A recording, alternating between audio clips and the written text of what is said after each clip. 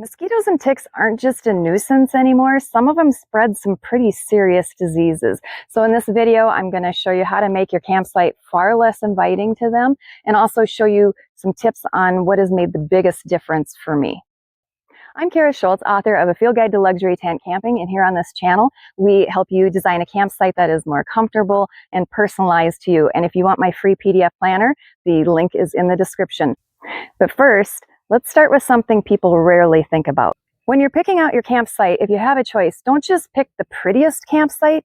Look for one that has a slight breeze, because even a slight breeze can help clear out those mosquitoes. Likewise, you don't want a lot of really dense brush around you.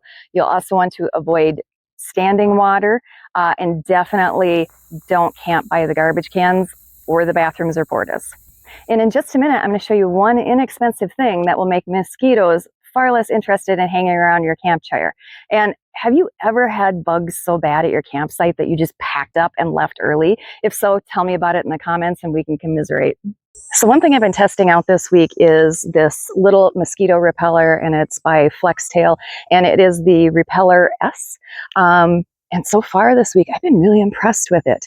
I'm in an area where there's a lot of mosquitoes, and in Minnesota we have the big nasty ones, they're vicious. So I wanted to know if something this small could really work. And I can say that definitely, yeah, it does. I haven't even used any bug spray. I don't have any mosquito bites whatsoever. I like that it is rechargeable. And also it's small enough that I can clip it on my belt, or I can clip it on my backpack. And I can also, push it just once, and it will do just around 3 feet or so-ish. If I push the button 2 times, it expands the area out, and if I push it 3 times, it'll do about 40 feet. So it'll do the camp area. And so each night I've been putting it under my canopy and cranking her up, and I've only done it to 2 pushes, and our campsite has been absolutely mosquito free. I'm not going anywhere without this anymore. Sometimes it's not about a gadget or a spray. It's about your clothing. If you wear lighter colored clothing, definitely for gnats, ticks, all that kind of stuff, that's definitely going to help you. Also, you can wear really light clothing, but longer sleeves, pants. There's just less exposed skin for those nasty little bugs to bite on you. And also, if you choose to do boots and socks instead of sandals, that will keep your ankles bite free. And one thing to note about lighter color clothing that really helps you identify quicker if a tick is on you, and you can get it off before you get a tick bite. And speaking of ticks, there is one habit that you can do each night that can literally save your life.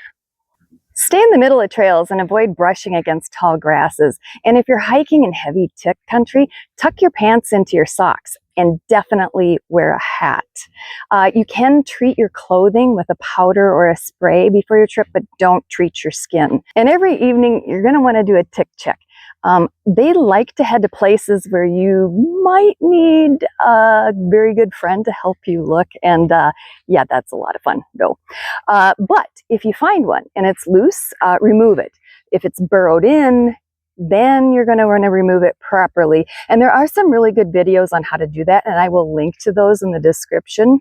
But also, draw a circle around the bite mark and see if it gets puffier, and if it does, you need to go to the doctor right away.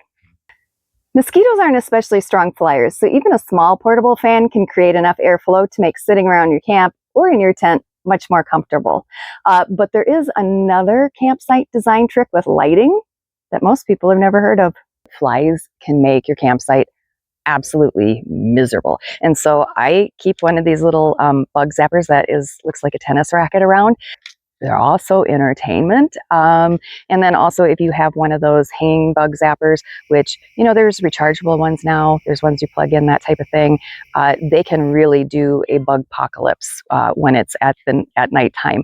But just understand what they're good for. They're better for flies and that type of thing, less so for mosquitoes. And don't expect them to repel. They're just thinning the herd out. And speaking of those lights and bug zappers and things like that, there is an old school trick that you can do that deals with light color to help keep those bugs away. So here's a trick you can do with light temperature. So these blue or white lights, they attract bugs to them.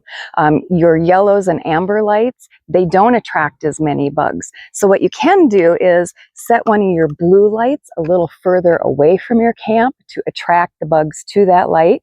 And then make sure that the lighting that you're using under your canopy or in your campsite is your yellow or amber light. Now, it's not a force field, but it is a trick to help keep your campsite a little less buggy. Years ago, I started moving away from DEET. I didn't like such a strong chemical, and I worried about what it was doing. However, with the increase in Lyme disease and other illnesses borne by mosquitoes and ticks, I'm revisiting that. And I realize that that's controversial, but natural products just really haven't worked for me. Perhaps they work for you, but let me know where you come down on this. Are you on Team DEET, or are you able to do a natural product? Or is there something else, some other type of chemical that you use to protect yourself from mosquitoes and ticks? Mosquitoes, ticks, and flies aren't the only insects that can ruin your day. Wasps and bees can also be a little bit of a problem. So when you show up at your camp, make sure that you are not camping right by the garbage cans, because that's where a lot of bees and wasps tend to congregate. The other thing you'll want to do is wipe up spills right away. You want to keep something over the top of your can of soda, because sometimes a bee or wasp will actually go down in there and you go to take a drink and they can sting you. And if you do encounter bees, just calmly walk away. Don't swat at them, that type of thing. And I totally understand the impulse. I am definitely allergic. So one other thing I do is I do a quick walk around of where I'm going to camp. And I just kind of check, do I see any visible nests or hives? And I also look under the picnic table, because that's often where they're at.